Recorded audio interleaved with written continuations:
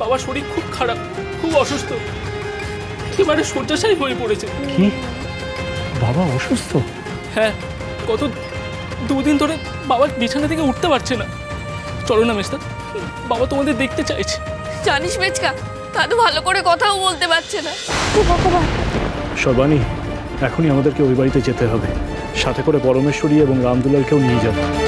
পরিস্থিতি তো গুরুতর বলে মনে হচ্ছে। এমনি এমনি আমার মন কেমন করছিল না। তবে ভজরি দাদা, আপনি আমাদের সাথে চলুন, আর দুঃখী দাদা আপনি বরং বাড়িতে থাকুন।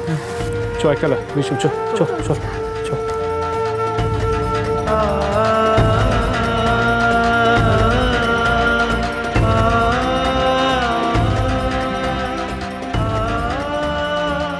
মা গো, প্রসাদ চাকুরের বাবাকে তুমি সুস্থ করে দাও মা। কর্তামশাইকে সারিয়ে তোলো তুমি মা।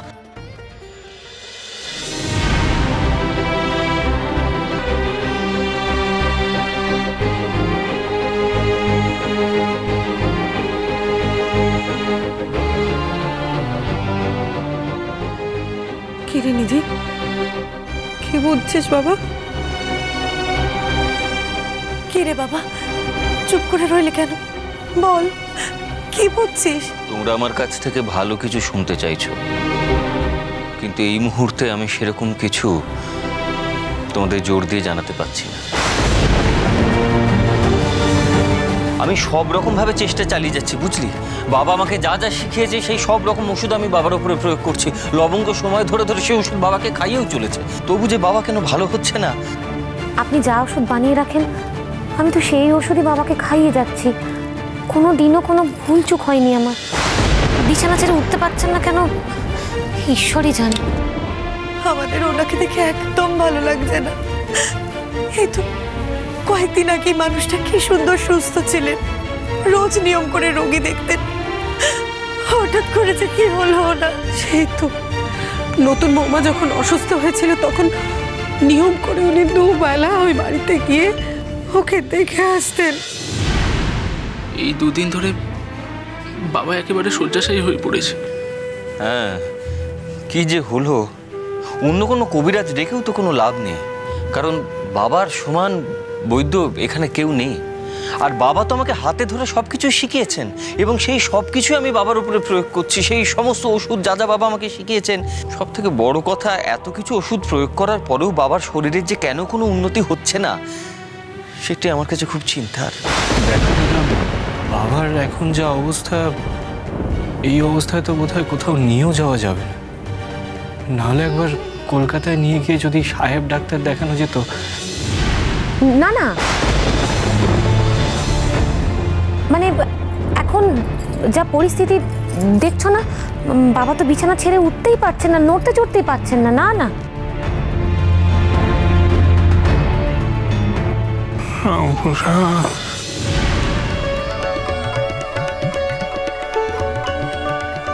রামপ্রসাদ, তোর বাবা চোখ মেলেছেন, তোকে ডাকছেন। দেখ বাবা, এই যে আমি রামপ্রসাদ।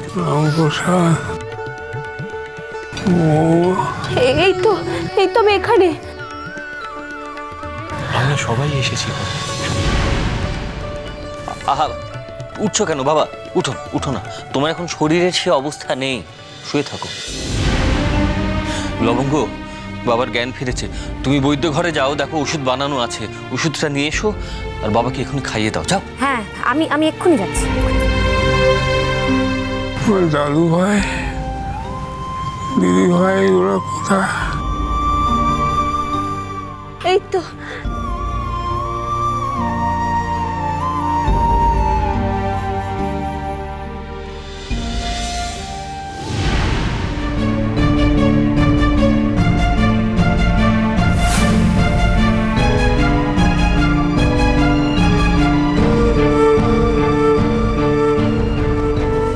বাবার বড় ছেলে নানান পুঁথিপত্র ঘেটে তার বাবাকে সুস্থ করার জন্য ওষুধ বানাচ্ছে, কিন্তু আমার শ্বশুর মশাই তো একদম সুস্থ হচ্ছেন না।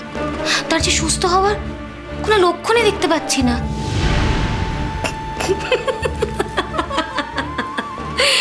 সুস্থ হবেই বা কি করে? আমি যে তাকে একদিনও সেই ওষুধ খাওয়াইনি, আর আজও খাওয়াবো না।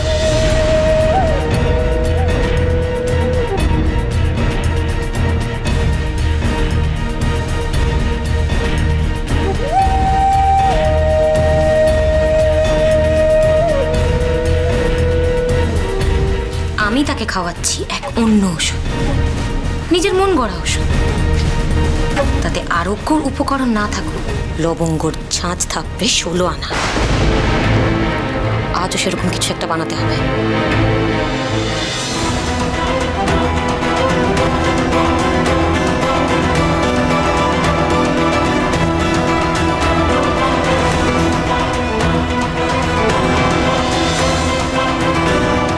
ব্যাস ব্যাস, এতেই হবে। আমাদের এই বাড়িতে সব ছিল, ভরা সংসার। এখন আমি বিছানায় শুলে ঘর ভর্তি লোক দেখতে পাই। এই যে আমি ওষুধ নিয়ে এসেছি, বাবাকে খাইয়ে দিয়ে। বাবা, আমার তোমাদের সাথে কিছু দরকারি কথা আছে, তাই তোমাদের ডেকে পাঠিয়েছি। বাবা, তোমার তো কথা বলতে কষ্ট হচ্ছে। এখন কেন তুমি এই সমস্ত কথাবার্তা বলছো? তুমি সুস্থ হয়ে ওঠো, তারপরে আমরা এইসব নিয়ে আলোচনা করবো। না না রামপ্রসাদ, আজ এই কথাগুলো না বললেই নয়। তোমরা আমাকে বাধা দিও না, আমাকে জরুরি কথাগুলো ছেড়ে নিতে হবে।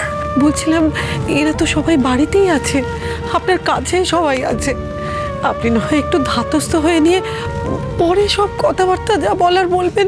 না না নিধিরাম, রামপ্রসাদ, বিশ্বনাথ সবাই আছে, বাড়িরও সবাই আছে। আমি সকলের সামনে আমার সমস্ত স্থাবর অস্থাবর সম্পত্তি এই তিনজনের মধ্যে সমান ভাগে ভাগ করে দিতে চাই। আমি সম্পত্তি চাই না বাবা, তুমি সুস্থ হয়ে ওঠো, আমি শুধু সেটুকুই চাই। আপনি আগে সুস্থ হয়ে উঠুন, তারপর ঠান্ডা মাথায় সব করবেন কোন। যদি আর সুস্থ না হই, না না, আমরা অন্য কোনো কথা বলবেন না। আমি না বললেও যা হবার তা হবেই।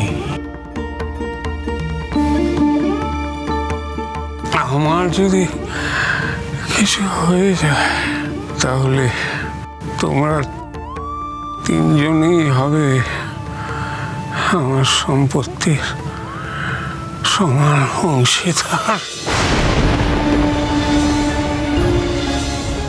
সেই মতো আমার অবর্তমানে তোমরা কাগজপত্র তৈরি করে দিও। বাবা, এখন কেন তুমি এই সমস্ত কথা বলছো? তুমি সুস্থ হয়ে ওঠো, তারপরে আমরা এই সমস্ত নিয়ে কথাবার্তা বলবো। হ্যাঁ, মেজ ঠাকুরপো তো একদম ঠিকই বলেছে বাবা। আপনি দেখবেন আপনি 3-4 দিনের মধ্যে একদম সুস্থ হয়ে যাবেন। আর এইসবের মধ্যে দলিল দস্তাবেজের কি দরকার বাবা?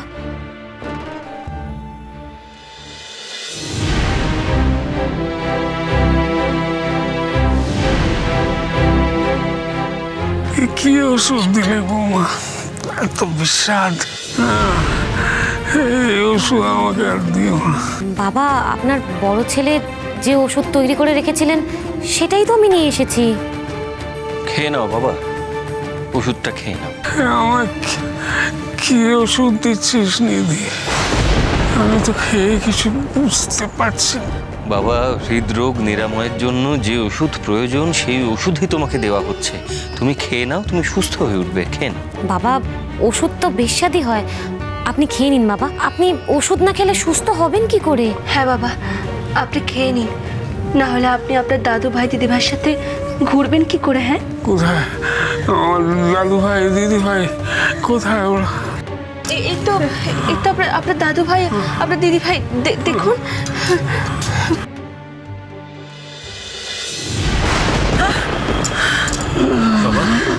কি হলো? কষ্ট হচ্ছে? আমি তো নিজে ভর্তি বেশি সময় নেই। আমার একটা অনুরোধ লাগবে রামপ্রসাদ। অবশ্যই বাবা, তুমি আমাকে বলো না কি করতে হবে। তুমি যা বলবে আমি তাই করবো। বহুকাল বাড়িতে কালী পুজো হয়নি, তুমি কালী পুজো করো বাবা। পারবে একদিনের মধ্যে মূর্তি করে পুজো করতে পারবে বাবা? অবশ্যই পারবো বাবা। আমি কাল সকালেই মায়ের মূর্তি গড়ে তোমার কাছে নিয়ে আসবো। তুমি একদম দুশ্চিন্তা করো না বাবা, আমি আর বিশ্বনাথ দুজনে মিলে পুজোর জোগাড় করে ফেলবো, আর রামপ্রসাদ কালী মায়ের মূর্তি গড়ে এনে ভালো করে পুজো করবে। রামপ্রসাদ।